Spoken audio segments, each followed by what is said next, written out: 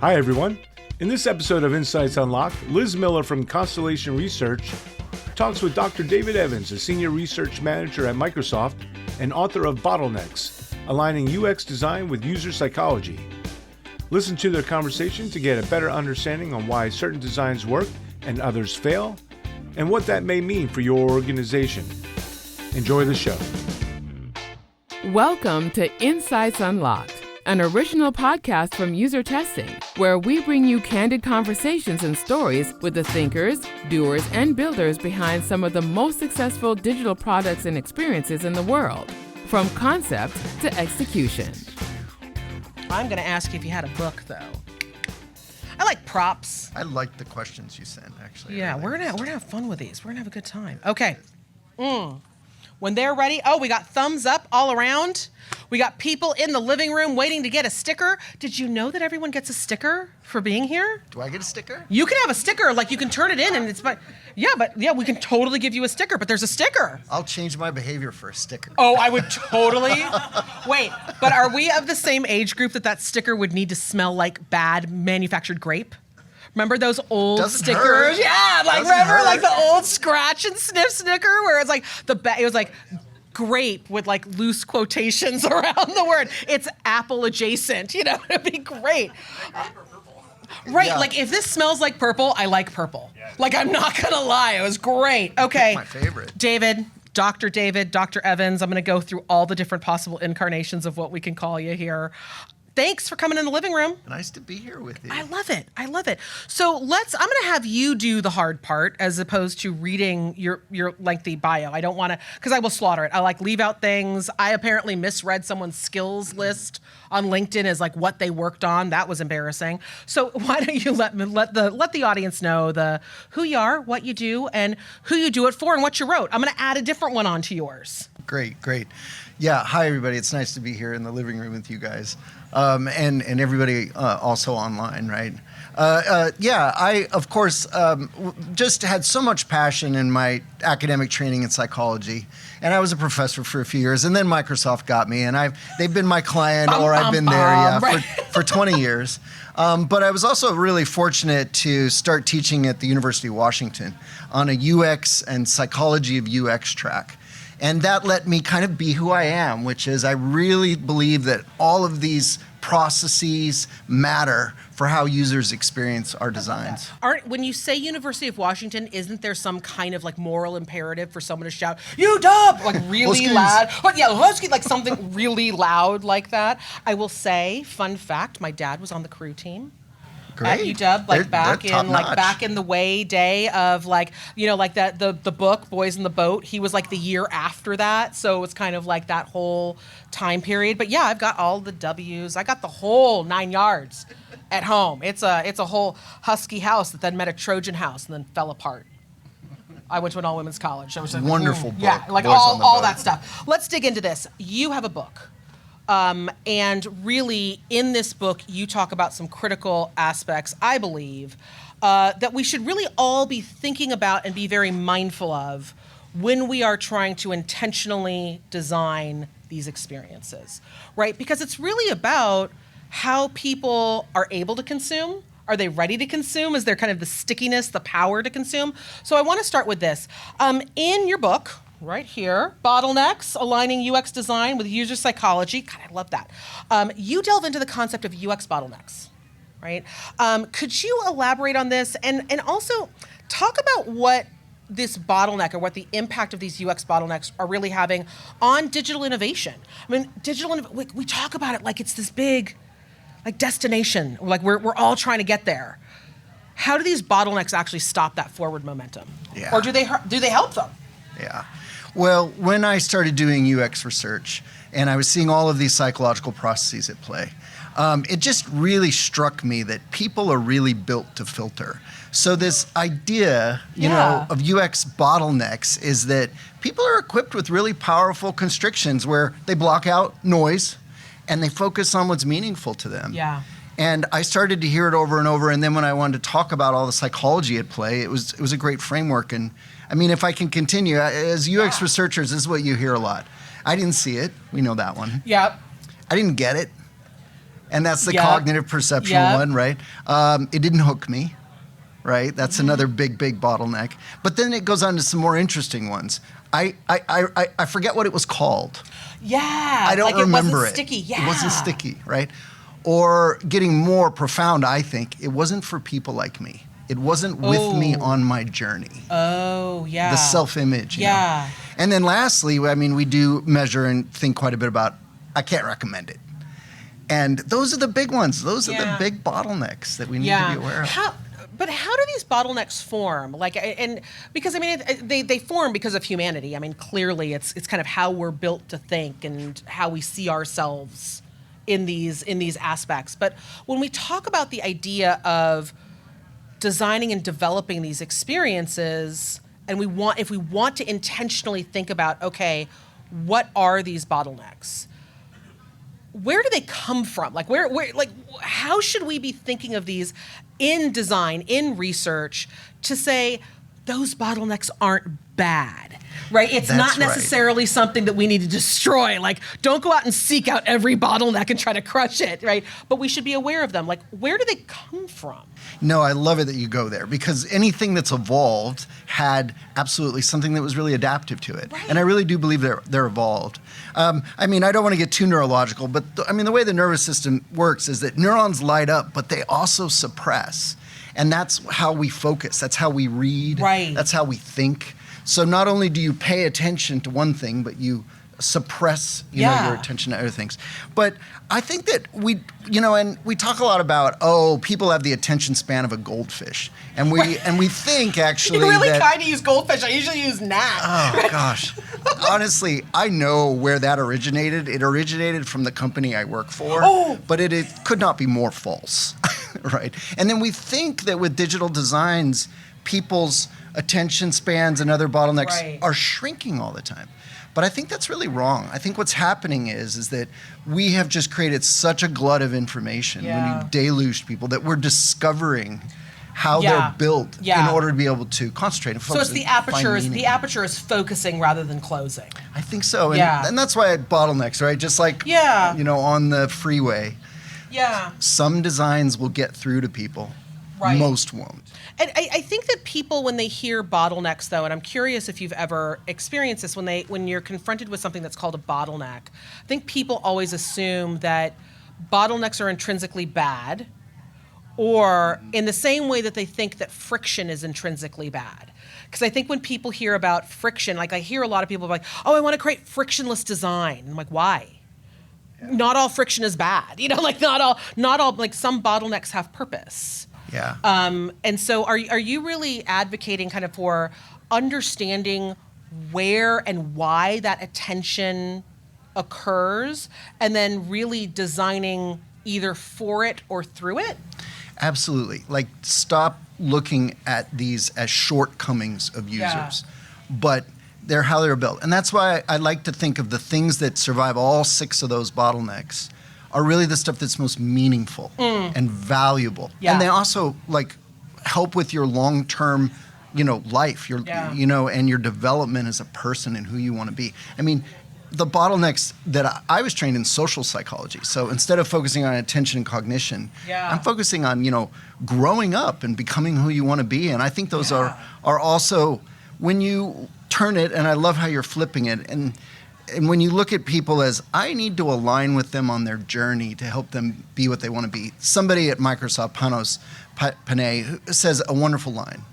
People don't buy products, they buy a better version of themselves. Mm-hmm. And as you think about aligning with that, then all the rest of it, really falls into place. Yeah. I do have a word for the opposite of bottlenecks, because this is negative. I wanted people to go, that's a bad thing. It's a bad thing in business. Yeah. It's a bad thing in computer science. So it's a bad word. Like bad supply chain, there's like a supply chain guru sitting someplace being like, go crush it. Yeah, exactly. Yeah. But the flip side, probably maybe the name of my next book, is receptivity. Users' receptivity to our designs. And I think that's where the design creativity and alignment really comes in. Yeah. I mean, you also have a perspective on, when we were talking about attention, right? I think that when we talk about, like, people talk about, an attention economy, and, we only have 10 seconds to grab someone's attention. And this has kind of created this weird world. So I'm a marketer by, like, nature and trade. And I think that in marketing, what that creates, that fear of only having 10 seconds, or that fear of only having 8 seconds to grab your attention, it has to be above the fold. And we create these weird moments, like, full of flashing lights. And it's actually created more of this, like, fog of war than anything else, right? It's created this big mass of blah.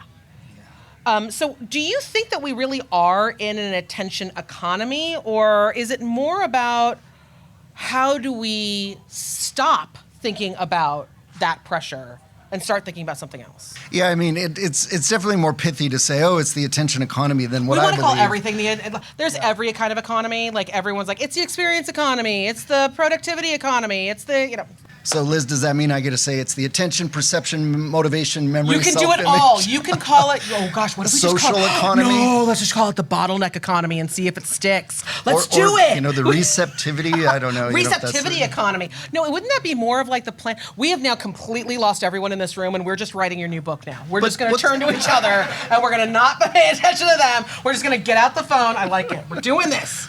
Well, but when people think they're trying to create businesses that just need to survive attention, if you believe that you only live in an attention economy, you end up creating dark patterns. You end up creating abusive designs. If the only thing you think you need to do with your customers is get their attention. Yeah. And to your point, pop-ups. You get killed at pop-ups. Right, pop-ups. That's just the one thing. Animation, color, and new tabs that just start some really, music. Right, the loud, like turning the loud music on. Mm-hmm.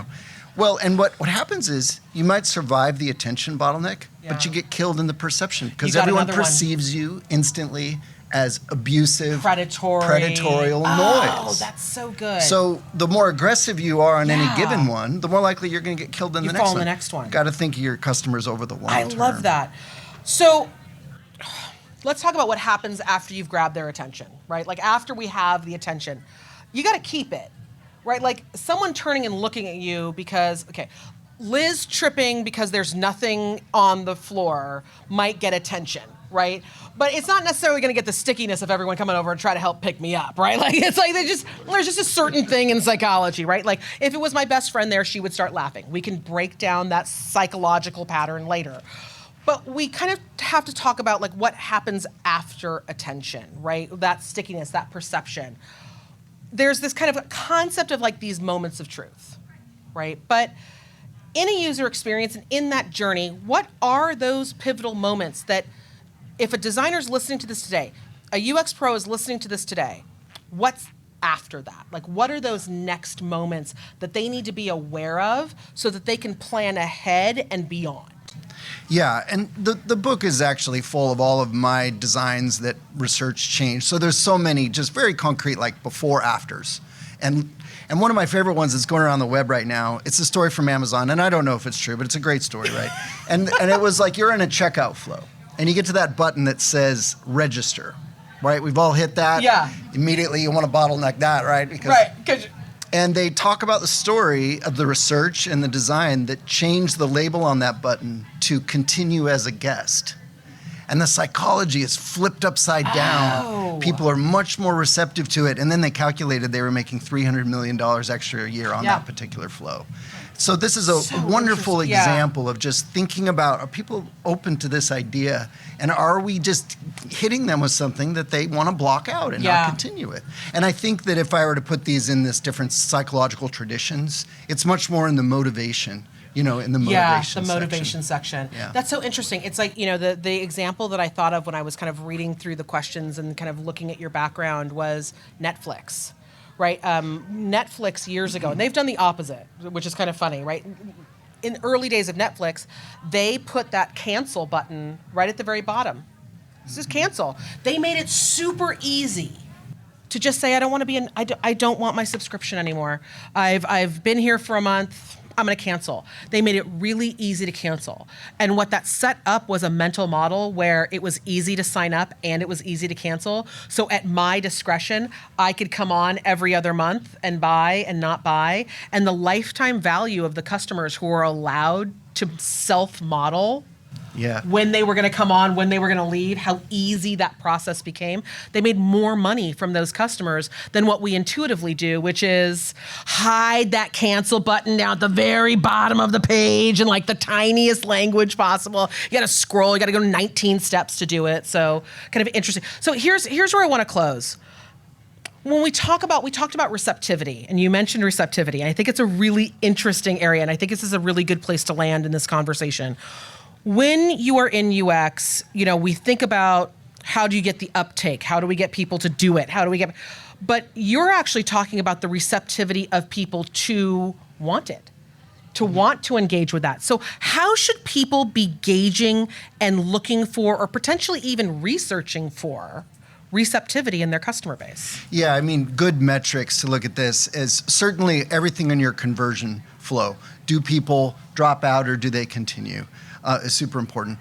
I also, when you think about did they recommend us, one of the things, to think about there is, and did the people who receive it recommend it even further? Or do it. Right? Yeah. Or act on it. Oh, I love that. A lot of these do translate into KPIs, that you can be looking at. I definitely, one of the things I'm also looking at, and we haven't talked about it, is the memory bottleneck. Oh. And certainly if you ask people, well, what's your most vivid memory of insert brand here? Microsoft, Amazon, Spotify, I'm old. Whatever they answer, survive that, and it kind of matters. And that's what they actually will talk about if they ever talk with somebody else. Your last guest was a big advocate for what was it, Loom? Yeah. I got to go check it out. Now you're like, I got to go buy Loom. We're going to do Loom videos now. Yeah, I know, everyone. Loom would be an example of one that's survived all 6 bottlenecks with her. And has gotten all to the point where she's like, it's for people like me and for my friends. And I think it's so interesting because, talk about a brand in Microsoft that has had to kind of break through a lot of those receptivity. Because, if you are someone of my age, you do remember those early years of it's all us or nothing, and we're only competitive within our own enterprise, and there's no one outside of Microsoft. And now you look at Microsoft, and it's such a completely different dynamic. It's such a completely different universe, really, where it's, this ecosystem now. And if you aren't willing to be receptive to that change, and you're still going to have the muscle memory of that old brand, you're never going to want to engage. And you brought up lifetime value. Yeah. And I feel very fortunate. Of course, all these opinions today are my own, not my employer's. But I feel very fortunate that our customers have been our customers at Microsoft in the productivity suites for 30 years. Yeah. And I challenge any .com or whatever or smartphone app to ask themselves, are you really built to have customers for 30 years? Yeah. But I'm very pleased with Teams. I think Teams is one of those that was with people on their pandemic journey, and it was very meaningful to them. I'm very proud to have worked on that. That's awesome. You can point at some good ones. But here's my question, and it's a very, very serious one, and I think a lot of people here will agree with me. Can you bring back Clippy? There were cheers. There were literal cheers when I asked, can we bring back Clippy? It's much memory. love. It's so much love. There's receptivity. There's stickiness to it. Bring back Clippy. Bring back Clippy. Everybody now. I'm just saying. I'll bring that back right now and tell everyone. This living room said bring back The living Clippy. room says Liz it's said bring it official. back. You've got free research, Clippy. Clippy. A lot to be said for it. Thank you so much for being here. You. Oh my gosh, it's so great. And listen, for everyone listening, the book is called Bottlenecks, Aligning UX Design with User Psychology by David Evans. Check it out. There are so many great examples in here where you have really broken this down and you're really letting people see kind of behind the curtain into, good and bad options. So check it out, everyone. Want to keep the conversation going? You can find the show notes at usertesting.com/podcast. If you haven't already, don't forget to follow us on Apple Podcasts, Spotify, Overcast, or Google Play so you never miss an episode. And if you enjoyed today's show, please share it with a friend or leave us a rating and review on Apple Podcasts.